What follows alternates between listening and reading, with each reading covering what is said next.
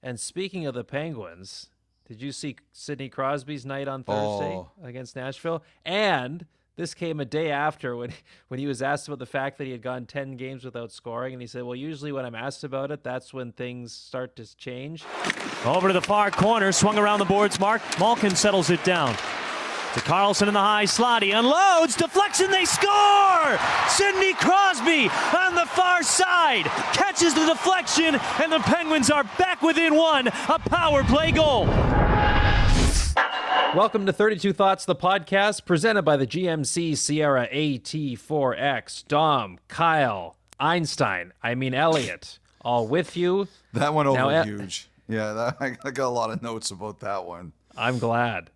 That was a well-produced piece there. So before we get into all the hockey stuff, Reed, we should just quickly mention our teammate Scott Oake, who was announced this week, appointed to the Order of Canada. And Scott, as you know, he's been the standard for sideline hosting in this country for decades, but his impact has run far deeper with the founding of the Bruce Oak Recovery Center in Winnipeg. There's the Ann Oak Recovery Center for women that is under construction, those facilities for people seeking help for addiction. Scott Oake, congratulations on your appointment. He is someone who, the cutting sense of humor that he carries with him, it can fool you at times, but that is a man who has a big, big heart. Yes, nobody more deserving. Was very happy to hear it. Chris Cuthbert was the one who put it out on his X feed. One story I would like to tell about Scott Oake, because people have gotten to know him on a wider basis now because of the projects that you mentioned it. But people who knew him before those projects were created know how charitable he is and how helpful he is. I believe for a long time now, as long as I have known him and worked with him, he serves lunch at a soup kitchen in Winnipeg. I believe it's every Monday. He does that. But I remember, and I can laugh about it now, Kyle, though I certainly couldn't then, when I mucked up the swimming in Rio in 2016, I wouldn't talk on the phone to anybody. And Scott was the person my wife called, because Scott obviously was in Rio with me, and my wife was in Toronto, and she was really worried about me. And that's the person that she called and said, you've got to make sure Elliot's okay. So, at that time we weren't using our regular phones. We were using like our Rio phones. And so I don't know what the text message, I never saved it, but it was something really funny. It was something like, if you don't answer your phone, you're going to wake up in the middle of the night and I'm going to be standing over you. Like, it was something like that. Yeah. And that was like the first time I laughed after that whole thing happened. But I think that really says in my personal history with him, I think that really says a lot about Scott, that when my wife was worried about me, he was the one she called to say, you've got to make sure Elliot's okay. You got any great memories that stand out for you? Yeah, there's a couple. I mean, I remember when I first went into a season where I was working predominantly with Shrelly Najak, a producer, when he was still with Hockey Night. I was asking around. I think I talked to you a little bit before about, okay, what am I getting into working with this guy on a weekly basis? And so Scott was one of the people I reached out to also, because they worked together for years and years and years doing games. And so I sent Scott an email and said, hey, any chance I could bug you for a few minutes on the phone? And he wrote back, please direct all email inquiries to Sportsnet PR. And that was it. I was like, what? That sounds about right. Yes. Yeah. Yes. And then thankfully he let that hang just enough for me to think like, was this serious? To go, no, happy to chat. So that's Okie for you. That's very Scott, I have to say. Yes. I'm laughing. And when he answers the phone, it's, go ahead, caller. That's the way Yes. he answers the Yes. phone. Yes. Yeah, exactly. Anyway, He great always of has you a to line. lead the podcast with it. That's the right way. Yeah. So, Okie, congratulations to you. And as we get into the guts of the pod here today, Elliot, wake up Friday morning. The holiday roster freeze is in effect until the 28th of December. But in the days leading up, there's been a handful of trades around the league. Where do you want to kind of begin here? I mean, the Rangers have been a huge talking point for a few weeks now. Capo Caco is now a member of the Seattle Kraken.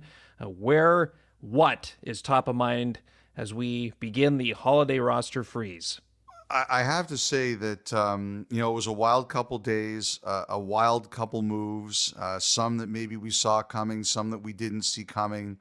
So I was working Toronto, Dallas from the studio on Wednesday night, and I got a note from a couple people saying that the associate GM of the Sabres, Jason Karmanos, was in Detroit for Red Wings Flyers, and that one threw some people. They were surprised to see that. Now, I mean, look, like the Sabres have players every team in the league would be going after.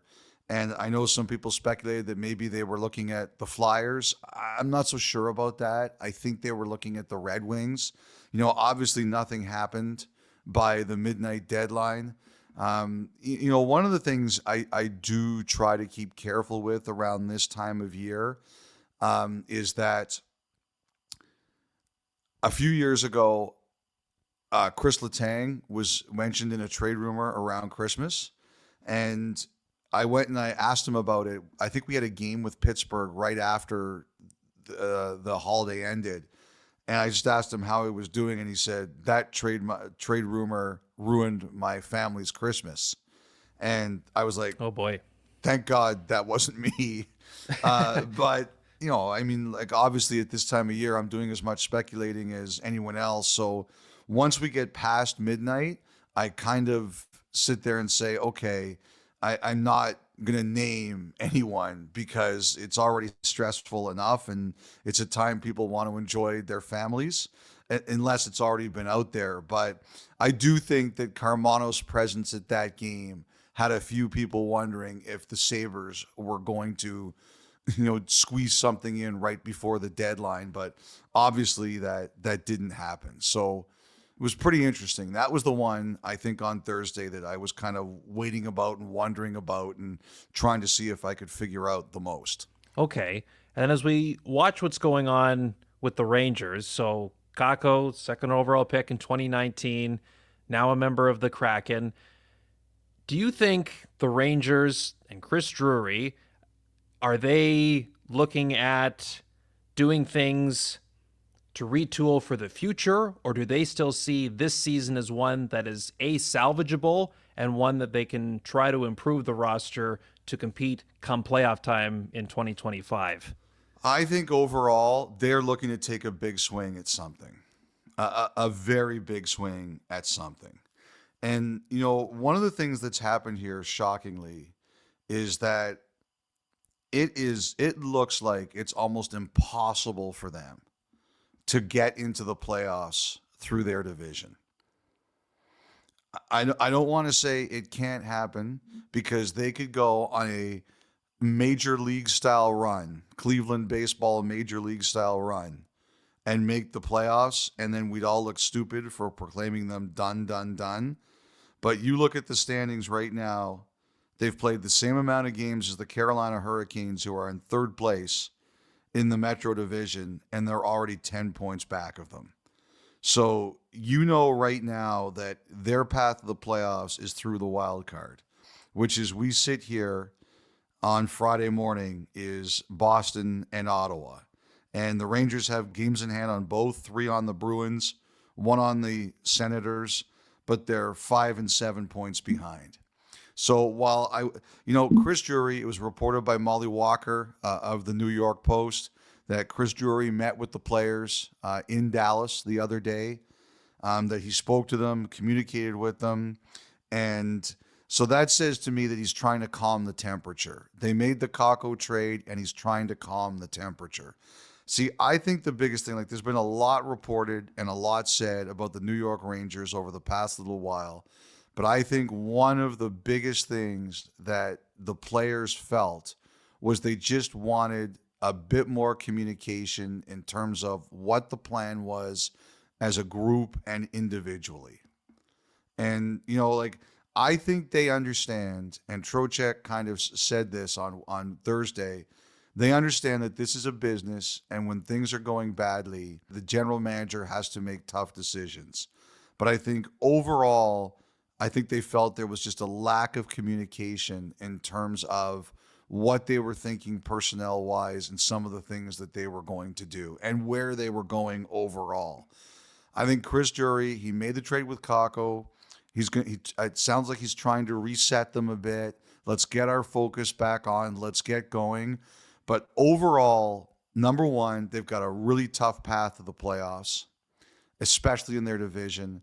And number two, it's very clear that the Rangers did not, as an organization, did not believe in the way they were headed. And if you look at them on the ice, on paper, they are not as strong a team as they were even 3 weeks ago. So what this says to me is they have decided to organizationally reset, and they're going to take a big swing at something.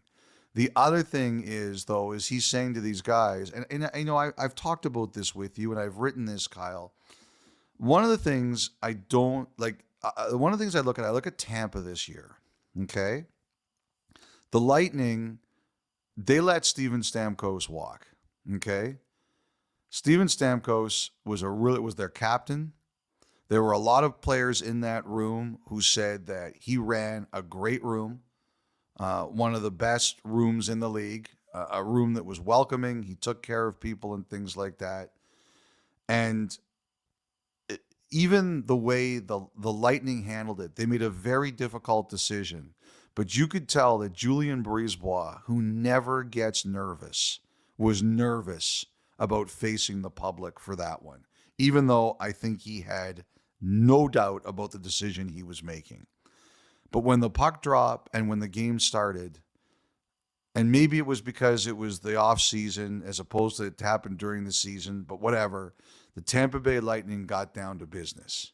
Like, you watch the way they've played this year, there's been no hangover. Do they miss Stamkos? For sure they do. Did they think he was going to play for them forever? I think they probably did, the players. But the bottom line is they looked at it, a business decision was made, and now they have to continue and do their jobs. And they've done that. And I think that's what Drury is trying to sell the players. Yes, this is hard. Maybe I didn't communicate as well as I could have, but we've got to get going here. And I really do feel strongly, and I say the same thing to the Sabres. I think this is also, like, that Sabres game the other night, it's interesting. Like, I've heard two versions of this Terry Pegula meeting in Montreal on Monday. Like, I think the words I heard are the same, which is, we're not making changes, we're not firing people, the solution is here. Some of the ways I heard it explained to me was it was a positive meeting.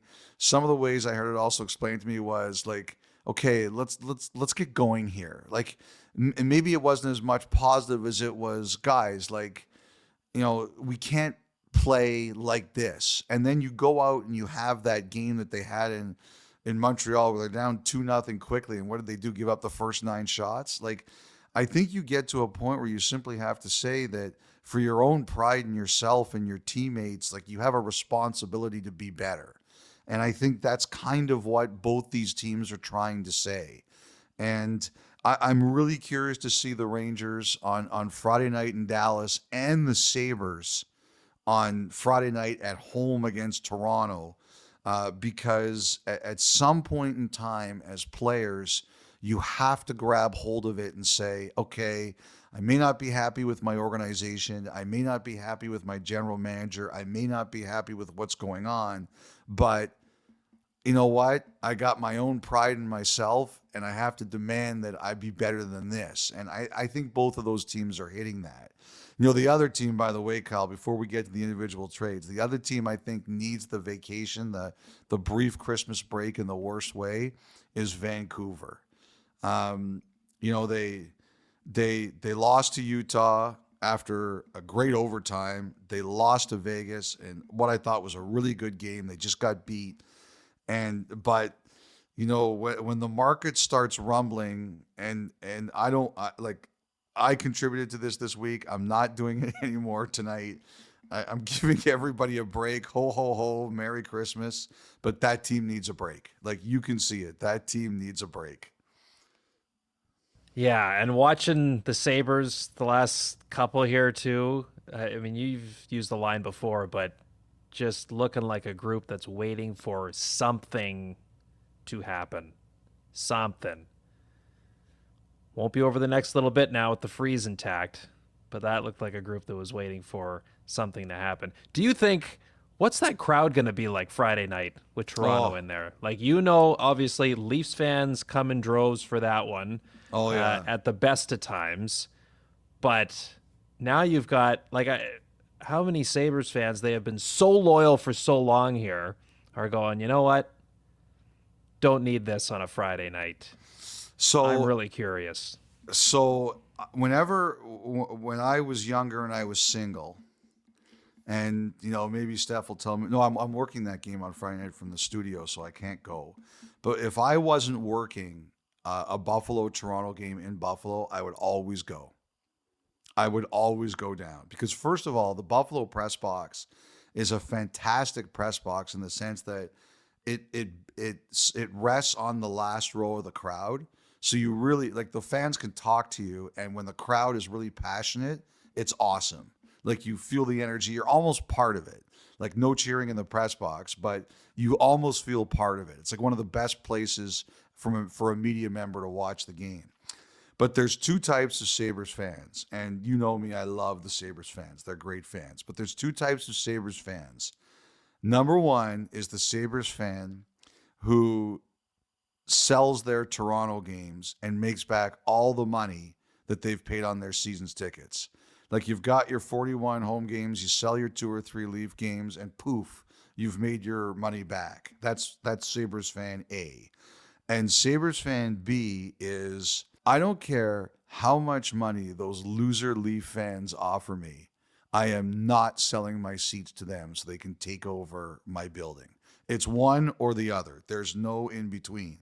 And as a result, whenever the Leafs and the Sabres play each other, that crowd is bananas.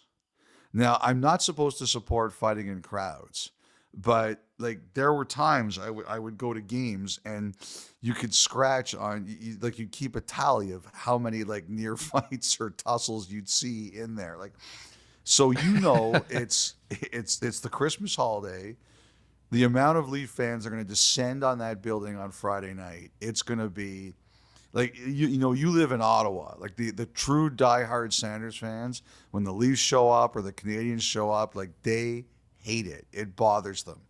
It's going to be a big Leaf crowd there on Friday night. And Gord Stellick, his old line, I love it. If you're going to stink on the road.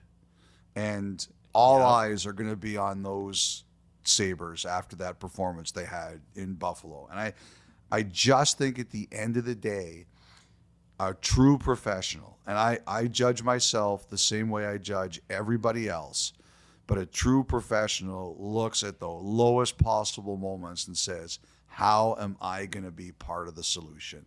So for the Sabres and the Rangers, who are going to be those guys? All right, so we mentioned the Kakko trade. A couple of the other ones. Well, we didn't talk about it too much. The one thing I would say about the Kakko deal is, I think that's a great gamble for the Kraken. Yes, I think that is a great. Maybe it works, maybe it doesn't, but that is the gamble that the Kraken have to take. The one thing that they don't have compared to everybody else is a young prospect pool, right? Because they just haven't drafted so long. They've got Beniers, they've got Shane Wright, they've got one of the kids I love watching ever since I like watching him at the Prospects game, Jagger Firkus, but they just don't have the base. Firkus Circus. The Firkus Circus. I'm rooting for that kid. I just really like watching him, and he's got a great name. But they don't have a lot of guys like that, and the cost here wasn't a lot. I think Will Borgen is a really solid player, but you don't look at the price they paid and say, "Wow, that was they got really scorched on that one." And it'll be interesting. Obviously here, if you listen to Kakko on Thursday, if he didn't come right out and ask for a trade, the Rangers knew it was time. It wasn't working for them. It wasn't working for him. It was time to move on. The fact that he spoke up this week, and I have a rule We always say that hockey players are boring and they don't say anything. Well, we can't rip them when they speak their mind, right? We cannot we're the do same that. on that one. Absolutely. Yeah, if we cannot call people like Capo Caco boring, and then when he comes out and says, "This is how I feel," we can't rip him for it. And I think everybody deserves at least one chance to come out and say, "This is what I'm really thinking," and then you move on. But like, I don't think it happened. The trade happened because he said that, but I think it was sort of like, okay, we know he feels that way. Now everybody knows he feels that way. Let's go. And I just think for Seattle, if I was in charge of the Kraken, that would be the exact type of gamble I would be making. That's the kind of player I'm going after. And now it's their job to get him to a level the Rangers couldn't. I think it was Peter Baugh who tweeted out that 8 of the first 19 picks in that draft are now playing for different teams. Like that's Amazing. unbelievable. That's really unbelievable. And to your point here, like as a guy that had expectation from where he was drafted, it's different now. As you say, it's not like Seattle had to back up the Brinks truck to get him. It's a fresh start for the player coming to a team that doesn't have a lot of what he can provide when he's at its best. Still a relatively young guy. There's opportunity for that to be buy low and get huge reward off of that one. So, and there's going to be opportunity for him, Kyle. Like they don't have a lot of players like him in that age. Yeah, I mean he's going to get opportunity there. All right, Montreal and Nashville. Alexander Carrier for Justin Barron. So Carrier a little bit older than Barron, 28 years old versus 23. It just became clear over as time went on, Elliot, that Barron was just a guy that Canadians necessarily couldn't trust on a regular basis on their back end. I mean, Marty St. Louis mentioned now that Carrier, an older guy, is in the fold, maybe helps managing their bench on the road a little bit better. Was this simply a case of Montreal trying to shore up their defense and add a little experience? I think so. I mean, one of the things you and I talked about at the beginning of the year for the Canadians was this was the year they were going to have to figure out which of their young kids was going to stay and which of the young kids wasn't. And they still have more to come. Like, Mailloux is going to be a full-time NHLer in the not too distant future. And, Reinbacher, even though unfortunately is going to be out for most of this year, he's going to be an NHLer not too far away. So you could see the squeeze was starting to come. I think the other thing is, like we talk about that, if you're going to stink on the road. I think one of the things that's really bothered the Canadians this year is some of their worst games have been at home. When you're rebuilding and you're testing your fans' patience, you can't be like that at home. Like they've had about 4 or 5 games at home this year. Like that's why I thought their game against Buffalo was so big the other day, because all the Canadians fans, they're smart. They know the Sabres are reeling. They know they had the team meeting, and you've been terrible at home. So you're worried that this team is going to come out and make an example out of you. And, the Canadians didn't let that happen. They defended home ice, which I think was very important for them.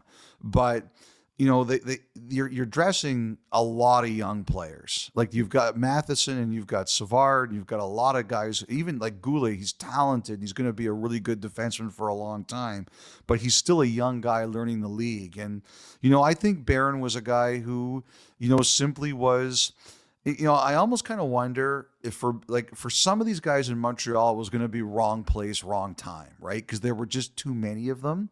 And I think that's what happened to Barron. I think in Nashville, where eventually Yossi's out right now, but he's going to be back. He's going to be healthy. They've got a bit of a deeper blue line. I think that's going to help Barron. I think too, like one of the things with Barron is, and everybody saw it, he's still learning how to handle pressure on the forecheck, right? And when you're in Montreal, where they watch hockey so intently, like there's. Like if you're having some challenges adapting, and he is, which is fine. He's a young player. He'll figure it out. But when that happens in that market, like it's like all the good things you do in a market like Montreal, they are celebrated and you are put on a pedestal. But all of the bad things you do in a place like Montreal, which is the same as everywhere else in Canada, is, it's on all the highlight shows. They see it. Barron can't do this. Barron can't do that. And it almost becomes like a self-fulfilling prophecy. So I think going somewhere a little quieter will really help them. Carrier, I think that he's just the kind of player that Montreal needs. They need another veteran like that. They need somebody who can play a bit more solidly, and is under term. I completely understand why they did this. I think, to me, the most amazing thing about Nashville is, they went out and they signed Carrier like a few months ago. They got him done at a real pressure point time. They have that defenseman Delgazio, who they really like too. And now, in just the craziness of their season, they're kind of starting to remake their defense a little bit. Like that guy, Adam Wilsby, came up and he scored an absolutely ridiculously beautiful goal the other day. And I think that, we know that Trotz wants to get a center, and he started to create some cap room, and he traded his backup goalie Wedgwood. Like, I don't think he's going to undo the decisions he made last year, not the big ones, but it is kind of interesting how he brought in Wedgwood as the backup. He's now gone for a younger model. He kept Carrier in a 3-year deal. He goes for Barron. We are starting to see Nashville kind of remodel a little bit here, I think that's kind of the consequence of the start of their year. By the way, I did want to say we'll see about Hughes when he comes back. What he feels after him and LeCavalier watched Demidov this week. But I've had a few guys who've seen him who say that guy is an absolute stud, like a stud. And they got him with the 5th pick last year. There are people who hammer Montreal for not taking Mishkov. Mishkov wanted to go to Philadelphia. Like, we have to get off this. Mishkov, he worked it, and he got himself to Philly. But this Demidov thing, I know people who said to him, they said that will help ease the pain that the Canadiens fans feel that Mishkov got by them, that this guy will make that kind of a difference. Yeah, that the buildup of that one is going to be fun to watch as he remains overseas, does Demidov. And the other one too, Elliot, Pierre-Olivier Joseph. He is a Penguin once again, but not before a Last Supper with his brother Matthew, as it was shared on social media Wednesday too, which was, I'm sure, bittersweet for the brothers, of course, and the parents too. You finally get your 2 kids playing on the same team in the NHL. How cool is that? But I guess St. Louis blue line got a little crowded after Cam Fowler came into the mix. Yeah, too crowded. Like, the guys weren't going to play. Doug Armstrong had some interesting decisions to make after Christmas. That he's got a really good young defenseman, Matt Kessel, who's in the American Hockey League right now. He's got Scott Perunovich up there.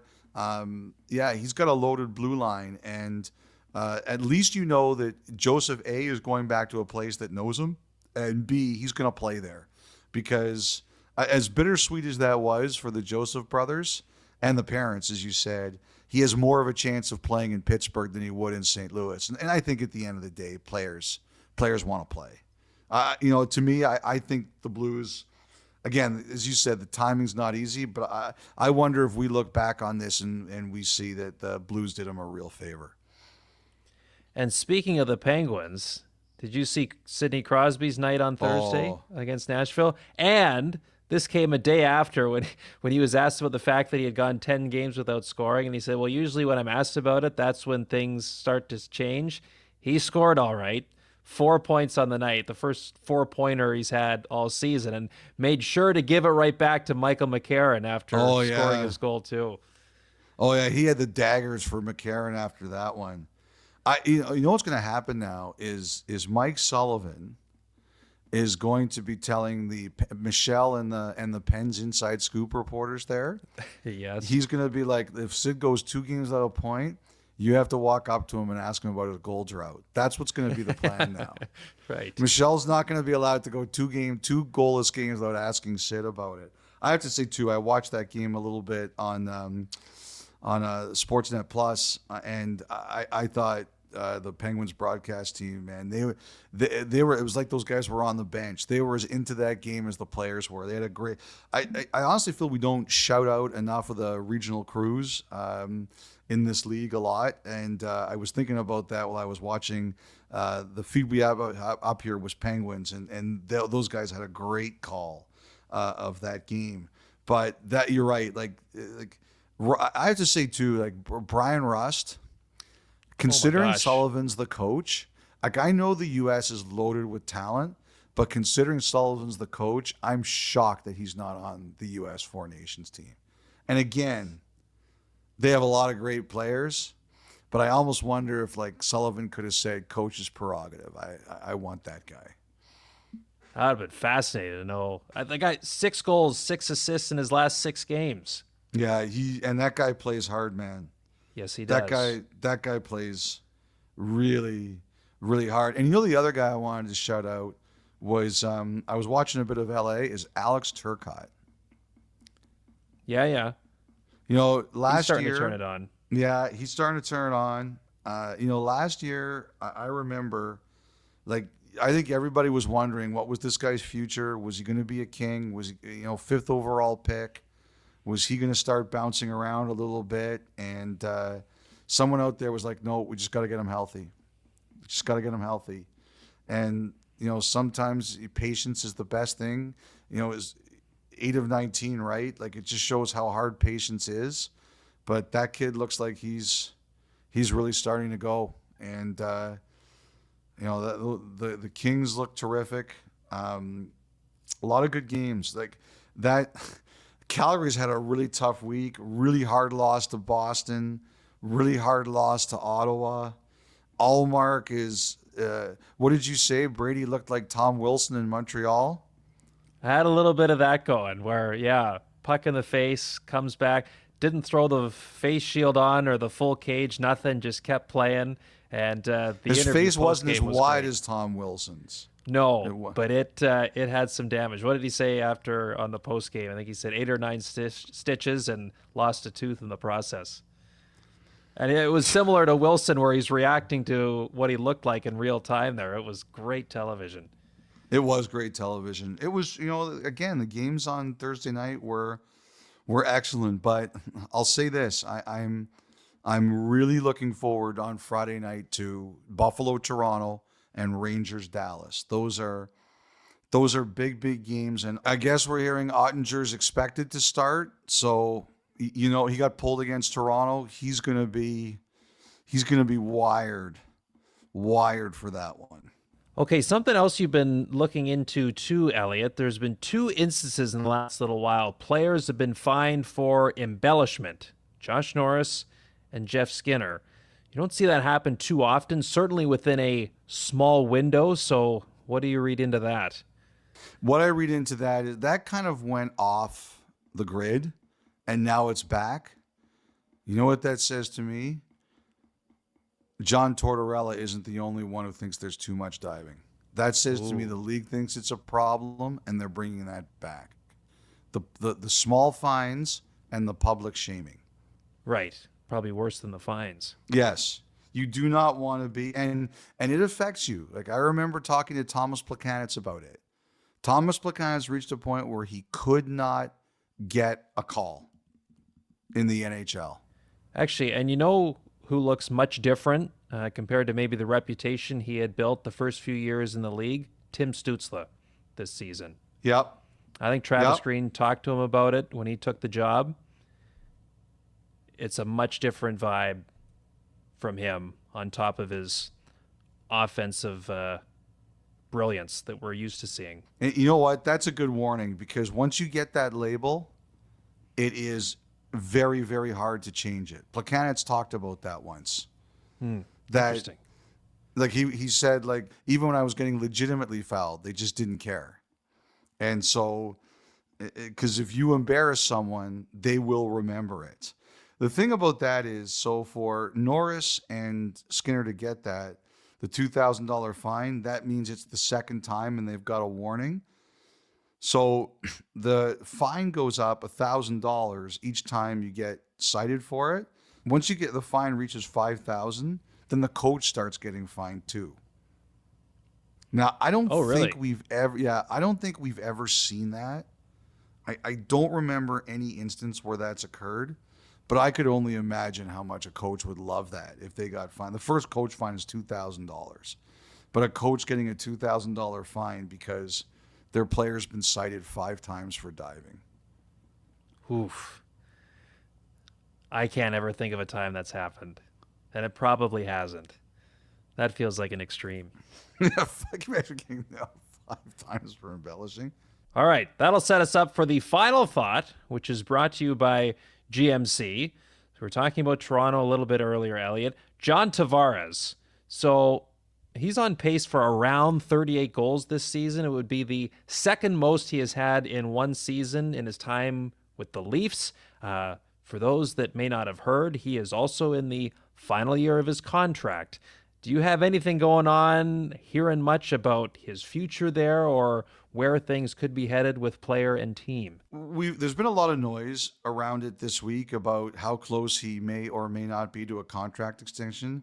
I don't think it's that close, but the one thing I do believe is that the success he's had and his adaptation to a new head coach has really created a lot of optimism that eventually this will get done. I don't think it's a front burner thing right now. There still is time. And I think the Maple Leafs know that he badly wants to stay. But I think the thing that's really happened is everything he's done this year has come up sevens, right?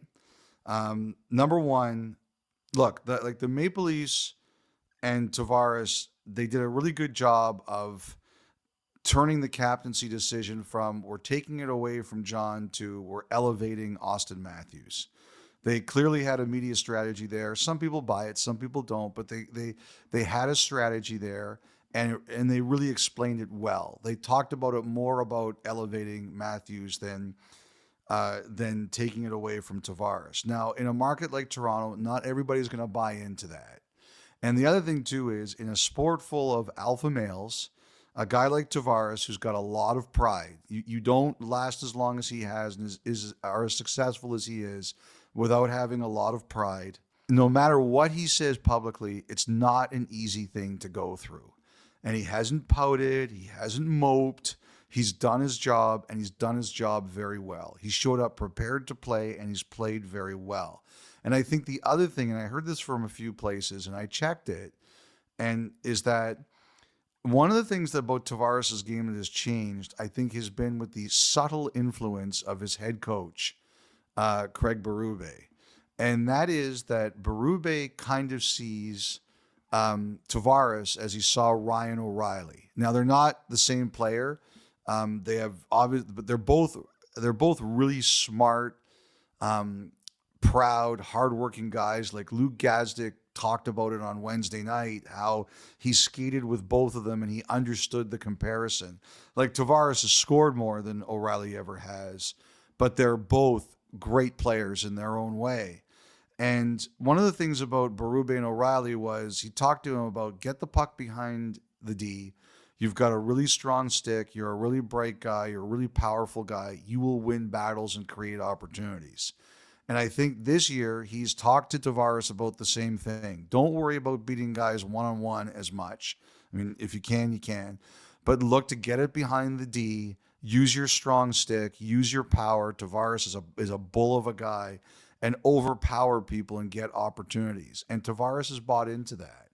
And I think that the Maple Leafs, seeing how A, Tavares has performed, and B, he's bought into a post-captaincy life and what Berube sees it for him, I think is going to open this up. I mean, you never know what's going to happen, but I think it's obviously all the noise this week, even though I don't think it's close, there is a path there for this now. And unless something goes really off the rails, I think people see a path where it will eventually get done. It's something I really admire about him. I mean, you mentioned the pride, but as he's come out of the gate here and put up some really strong numbers this season, and he's been asked questions from time to time about the production and the idea that maybe this is some kind of resurgence or renaissance. I mean, we've all heard the storylines around him the last couple of years that is he starting to slow down a little bit? Can he still carry enough mail as a top 6 center? Would it be better off on the wing? All those sort of things. And so when he's asked about his success so far this year, he always answers things politely, respectfully, but there is just that idea of like, this is what I've done my entire life, is produce, score goals, and that's never changed in terms of the belief in myself. And it's just been neat to see where, as time continues to go on here, he's a guy that's continued to work at his craft, and as the game has evolved in a way, he's changed with it. And though it hasn't always gone absolutely perfectly, I think you see a guy who's just continually driven to find answers and solutions to things, and this is kind of bearing the fruit of it here now with how he's come out of the gates this season. And the dynamic with Craig Berube, as you highlighted there, I think only helps elevate things for a player that's been doing it for a long, long time and looks to be in a place where he can continue to do so. Well, look at what we started out talking off this pod by talking about teams that are having challenges adapting on the fly. And maybe it's easier when it happens in the summer as opposed to in the season. But Tavares is a guy who has shown that he is willing to adapt when circumstances change on you. Adapt or die. That's good advice, Friedge. I'll hang on to that. Very good. Also, you had it out there on Thursday. You think it's Matt Murray time in Toronto. Anthony Stolarz is going to be out for the next little while, 4 to 6 weeks.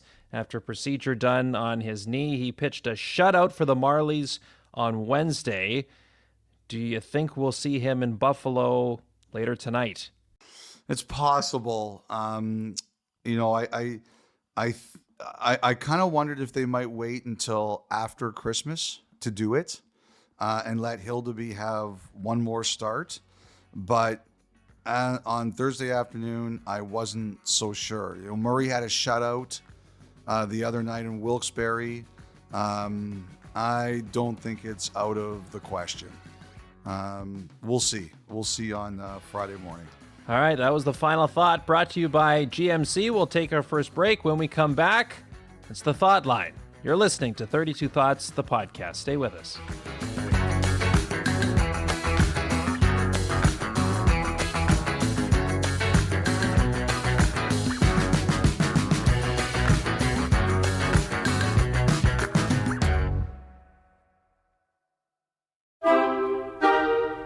Okay, time once again for the Thought Line, that beautiful intersection of chaos and curiosity. Before we get to all of that, final reminder, we're getting close to the deadline for submissions for tickets to our live show in Canmore coming up on January the 16th at Silvertip.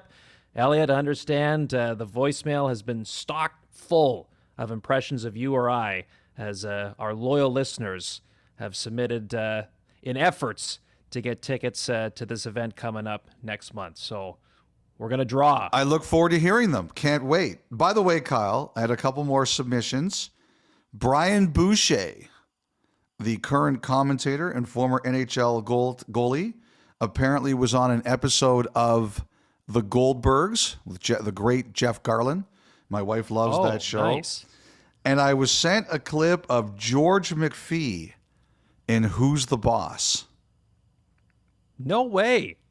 Yeah, you're too young for that, but that was a big show with Alyssa Milano and Tony Danza in the 80s. My sisters loved that show. Yes. I can see why. Those are some awesome pickups. Yeah, I would not have gotten either of those two. All right, so we'll keep that tally going and begin our thought line today with Byron from Waterloo, Ontario. Hi, Kyle, Nice. Elliot, and Dom. Just a quick question about IR and cap space. I know you have answered this before, but I still don't have a solid understanding of it. So when That's teams okay. place Nobody players- else does either. That's right. I feel the same way half the time. When teams place players on injured reserve, do they accrue that player's salary cap as space? So with the Leafs placing Anthony Stolarz on IR retroactive to December the 12th, for example, does that then grant them cap space in the amount of salary that he would earn while he is on IR? Let's say he would earn $10K for argument's sake during that time. Would the team then gain $10K in cap space? If not, what's the point of IR in the first place? Thanks, guys. Okay, so I'm going to make this even more confusing. There is regular IR and there is LTIR, regular IR and long-term injury reserved. For IR, there's no cap space accrual unless you're under the cap already, okay? That's like IR is about creating a roster space. Before the trade deadline, it's a 23-man roster. You can't go over 23. But sometimes somebody gets hurt. They're not going to be out for a long period of time, maybe a few games, but you are at the maximum 23 players and you need space to bring someone up. That's when you put someone on IR. That's what that is. That is simply a mechanism to activate somebody for a game or two. LTIR, if you put someone on there, they are out for a minimum of 10 games and 24 days. That's what LTIR is. It is a more long-term thing. And if the team is in LTIR, you're not accruing cap space. That means you're over the limit, and like a lot of teams are, and you're using that to at least fill out your roster. So in order to accrue cap space, you have to be under the cap. That's the way it works. As my 7th grade math teacher would say, clear as mud. Yes, yes. I hope I didn't make that worse. No, that was a good explainer and a good question from Byron because it can easily get confusing. Up next, Nora and Greg. They write, my 10-year-old daughter, who's in her first year of playing hockey, had an interesting question. She asked, what would happen if someone scored their 3rd goal and all the hats are coming on the ice and then the goal was waved off for some reason? Has that ever happened? Love the pod. I've trained myself to listen to y'all at 1.5 speed so I can fit every episode into my schedule. Go Canes. I'm going to tell you that's not the first time I've ever heard that.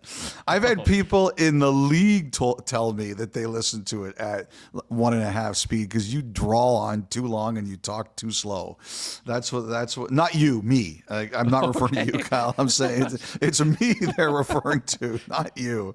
The you is me in this particular case. So you're not the only one. There's definitely a community of that. I can't think of situations off the top of my head where it has. So okay. Oh, yeah. So hit me. What do you remember? Well, there's one like in the playoffs a couple years ago. Joel Eriksson Ek had a hat trick called off because of an offside review, and then Kaprizov later in the game, I think he scored an empty netter to complete his hat trick. That one counted, and somehow there was still some hats left in the building. And they found their way onto the ice after that. I remember that now. Now, this one I had to look up, but this has to be the all-timer. So in 2009, the Chicago Blackhawks were hosting the Penguins. They had a promo that night, Elliot. They were handing out red construction hard hats as giveaways with the Blackhawks logo on it. Jonathan Toews scored what appeared to be a hat trick. And you can only imagine what then littered the ice. 10,000 plastic hard hats. But the goal was called back about this. because of a high stick. So you have all these promotional giveaway hard hats littering the ice. They're swept up, and it's all for naught. That may be the most famous one. Or the most unique. That's a tough one for the team too, because you probably have fans saying, "I'd like my hard hat back," but how on earth do you do that properly? Do you just hand them out at the exits? Do you do a second promotional night? Right. Talk about a no-win situation. Some fans that were late to the game that didn't get them on the way in, get them on the way out. Yeah, and I could see.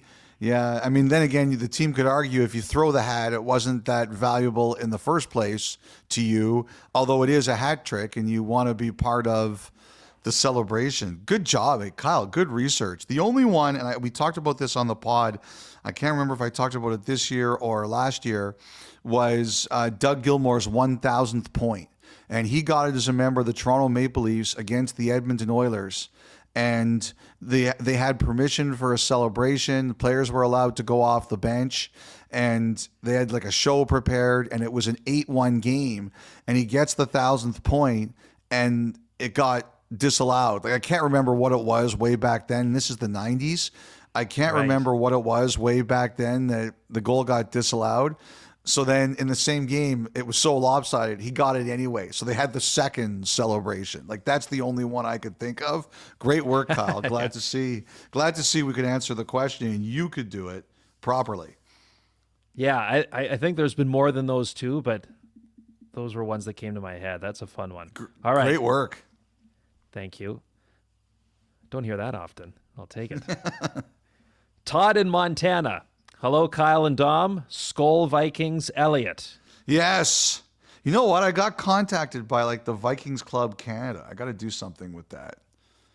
There's a club in Canada just for just for you? No, it's like for the people who are Vikings fans in Canada.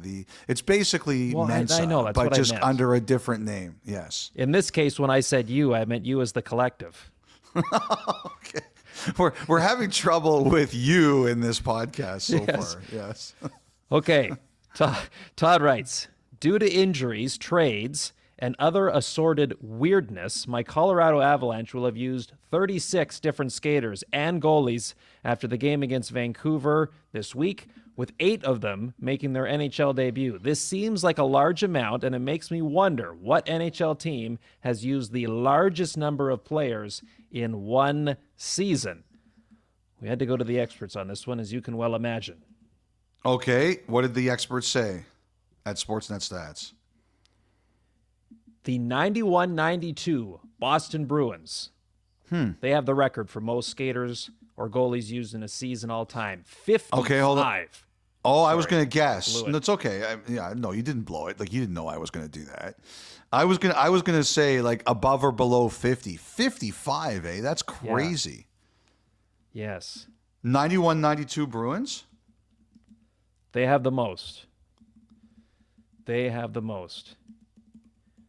Let's see. I'm looking at this here. I'm looking Some at more their recent team. examples. Okay. Both the Leafs and the Jackets each had 47 in the 22-23 season. 47. 55. I'm looking at this now. Lots of trades that year.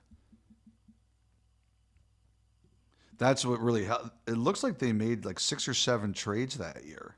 They traded Craig Janney deal. That was for Adam Oates. Yep. They traded Brent Ashton away. They traded Gary Galley away. That's addition by subtraction. They traded. Oh, man. I want to see if he listens. They traded Chris Nyland away. They traded Nevin Marquardt away. They got Gord Murphy. Yeah, there's a lot of trades that year. A lot of trades. There's a lot of guys like Jack Capuano, 2 games. They used 4 different goalies. Wow. I never would have got that. Brief cameos Good work. that year. Yeah, good work. That's Sportsnet stats on 55. that Could one. you imagine that? Like the guys who played 80 games that year. Ray Bork played 80 games. Vladimir Ruzicka played 77. Steve Leach played 78. Glenn Wesley played 78. Don Sweeney played 75. Can you imagine what you're like if you're one of those 4 or 5 guys and just a constant rotating cast of people around you? Between that, the coach is trying to figure out lineups. Also, the equipment staff, the amount of different names you had to stitch onto the jerseys, the nameplates. All right, who's coming on the road trip? Who do we got to worry about for their gear? They're like Roberto Duran. No mas, no mas. I can't take this anymore. Okay, up next, Mark from Connecticut. We've seen a couple scenarios where teams have had to start with an emergency goalie already as their backup. So what would happen in the game if the opposing team's goalies left the game due to injury? What is the protocol for having extra e-bugs around? Well, I'll tell you this, that if you noticed on Saturday night when Zach Dietz, who was the e-bug for the injured Forsberg in the Ottawa-Pittsburgh game, he does not sit on the bench. Technically, the e-bug is not able to be on one team. He has to wait in a neutral room, which is where he was, and there were some great pictures of his girlfriend coming down and watching the game with him, and they took a couple selfies together. So at that point in time, even though the e-bug is dressed, he's not a member of either team because, in theory, Ullmark could play the whole game healthy and the goaltender could get hurt for Pittsburgh. And the e-bug has to be prepared to go on for either team. So that's the way the e-bug thing works. Like, even though Ottawa only goes with one goalie because Forsberg gets hurt like literally a half hour before the game, the e-bug technically does not yet belong to the Senators until he's activated. Right. And fortunately, there hasn't been a situation where they've had to worry about two e-bugs in the same game. Well, the closest thing to it was the Luongo thing, right? Or remember, right. he went and he came back from the hospital. That was incredible. Yeah. Oh, yes. Poor Al Montoya, can't even move, the poor guy. And Luongo's in his clothes, and he's gone to the hospital, and he comes back, and he gets dressed. That was such a crazy night. That night was completely insane. So that's the closest thing to it. But technically, the e-bug is not a Senator or a Penguin until he enters the game. Right. Very good. Andrew from Maple Ridge. I like this one. Hi, Kyle, Dom, and Elliot. I think I have an interesting possible addition to the Hockey Hall of Fame. So the UFC inducts individual fights into their Hall of Fame. I was wondering if you think the Hockey Hall of Fame could do something similar and induct games or playoff series into a new wing. What games or series would you like to see get recognized if this was ever possible? Love the concept. I think it's a great idea. I'm with you. I think that's a great idea. Why not? Why not? I don't see anything against that.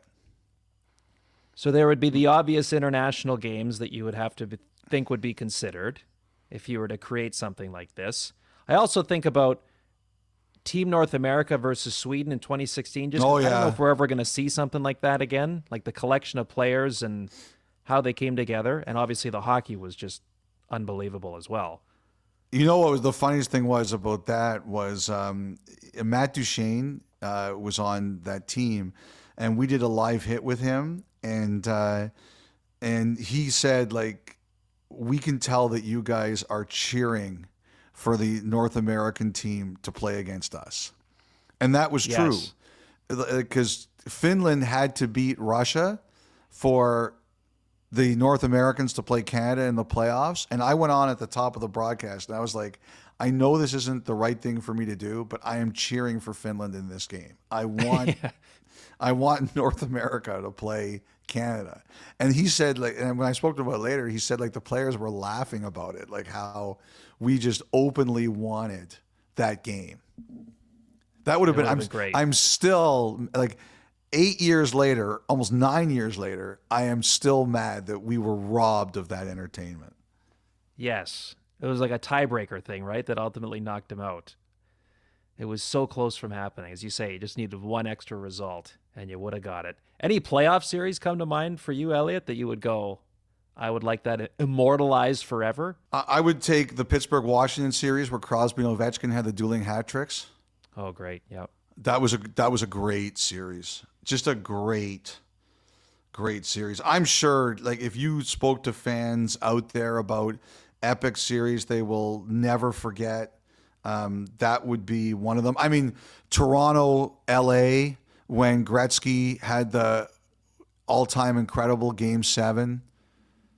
I guarantee you, fans of this podcast, if we were to ask them, I think we've asked for enough content lately with the invitations we're asking for on the weekend.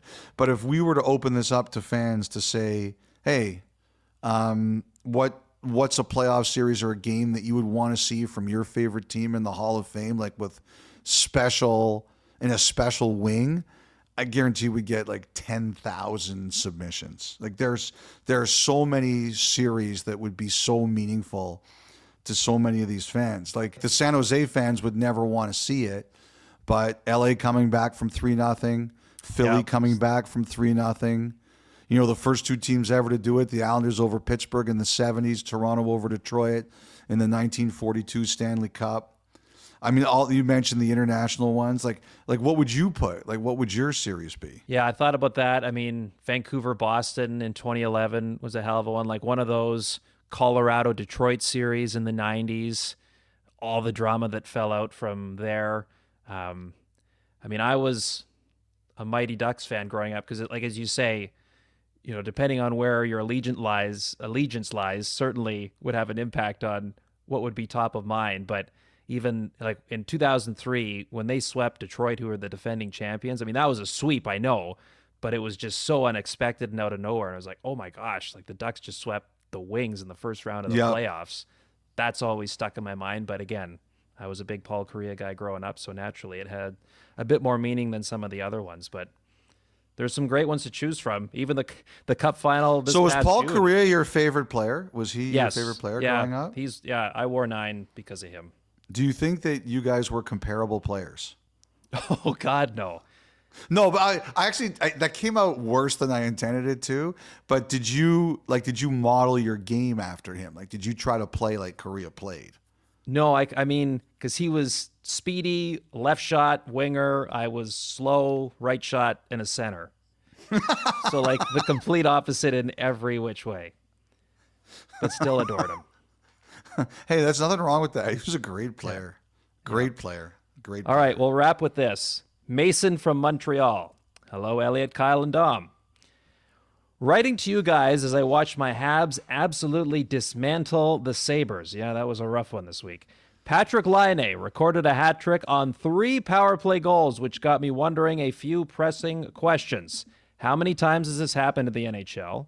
Is Laine the first player to do it in the history of the Montreal Canadiens? And is there a player who is an all-time leader in power play goal hat tricks? I feel like it's probably Ovi, but who knows? Thanks for all you guys do. I'm a huge fan of the pod. While I have your attention, I want to give a special shout out to Elliot, an absolute gentleman who I and my 100-pound golden doodle, Buster, had the pleasure of crossing paths with last April when I was flying out of the Fort Lauderdale airport. He even revealed to me that sometimes he records pod segments from the shower, which I found quite interesting and relatable. That's true. So, like, you wasted no time in this intro last April getting to the shower segments of the pod. Like, I'm just picturing, like, excuse me, Elliot, my name's Mason. I'm a huge fan and I watch all the time. And you're like, oh, it's great to meet you. By the way, sometimes I record podcast segments in my shower. Like, how quickly did you get to that? That's amazing. I don't remember the conversation, but I have been asked before if when we used to do those interludes, it happened a lot in the playoffs. Or something really happened late at night, I would be in bed and I'd get a text, and I'd either text, whether it was Amel before, it was Dom now, I'd say, I got to throw something in there. And I didn't want to go downstairs, so I would go into the shower in our bedroom and I would just say it. So I can't remember how it came up, but and then it would be, you know, somebody would ask me like, where was that? And I would say it was in the shower. So people have asked me before, were you really in your shower? So that might have been how it came up. Okay. I just love the idea of that. It's great. And, you know, hey, like we're in our hotel. Sometimes that happens too. No water running though. Did you look this one up? Did Sportsnet Stats look this up for us? They sure did.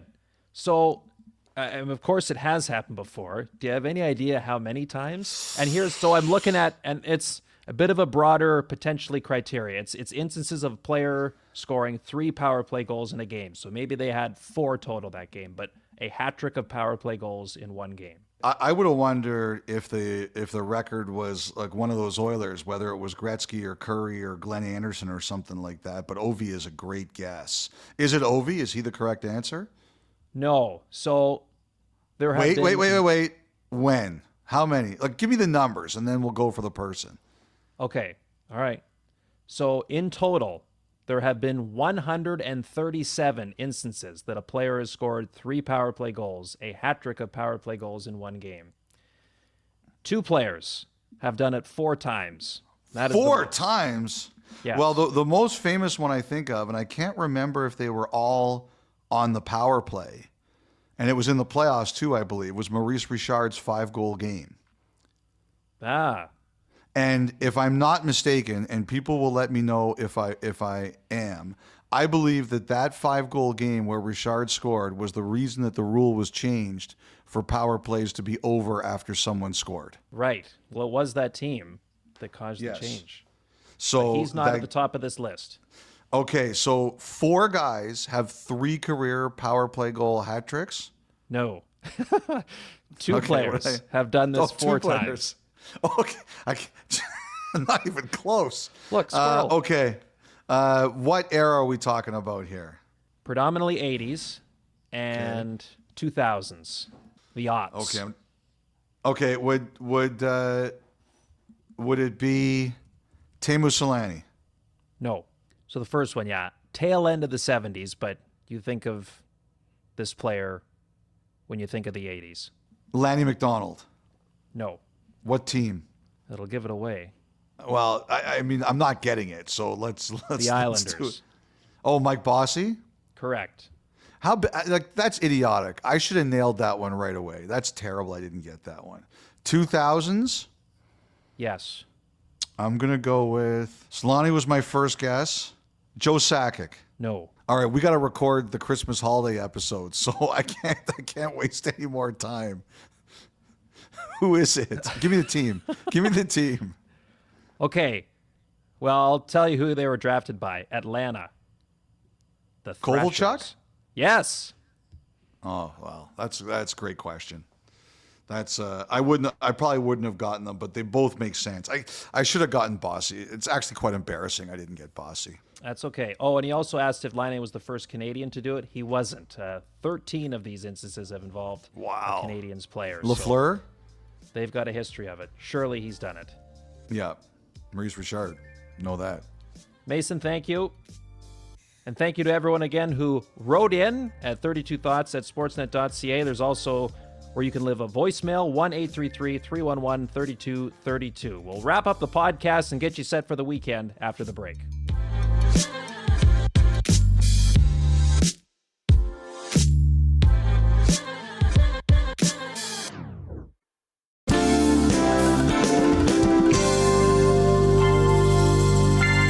Okay, welcome back. Elliot, before we go, we've talked a number of times throughout this season about Connor Bedard, the Chicago Blackhawks as they continue to work through things, the Macklin-Celebrini effect down in San Jose.